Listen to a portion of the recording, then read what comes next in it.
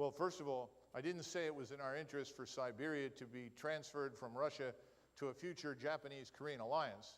What I said was that could happen. And at that particular point in time, you have to ask the question, is that in our larger strategic interest? In other words, what's the effect on us? And remember that at no point in the history of modern man was Western civilization more thoroughly integrated on an economic level, as well as a political and I would argue cultural level, than it was in 1914. And we went to war.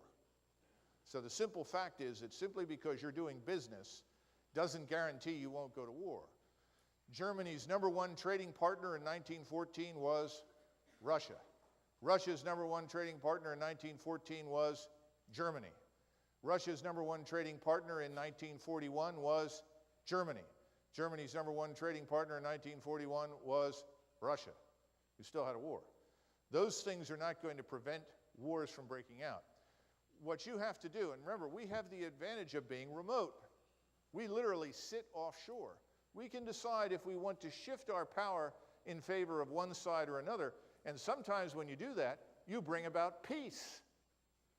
That's what Teddy Roosevelt did to end the Russo-Japanese War. Our intervention was very powerful.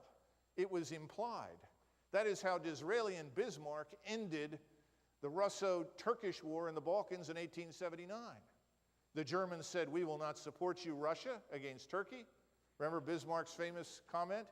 The whole Balkans are not worth the bones of one Pomeranian grenadier. We're not going to do it. And Disraeli intervened and said, "We agree with Bismarck, and oh, by the way, if you seize Constantinople, the Royal Navy will blockade all of your ports." The war ended.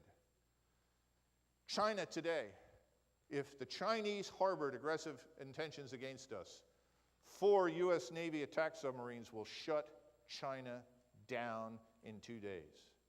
Nothing will go into or leave China's ports. Nothing. And they have no anti-submarine warfare capability, and they're not likely to see one soon. That's power. And that kind of power needs to exist for the reasons we were discussing earlier. It delivers a decision, but it doesn't mean you go to war. Does that help? Okay. Unfortunately, sir, we are out of time. Okay.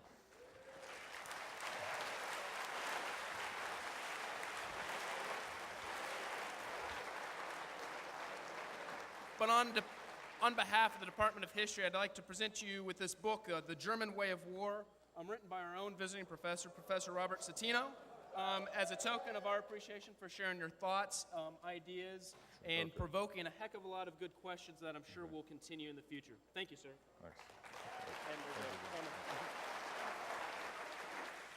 Take my bottle. And you are dismissed to your instructors. Have a good day.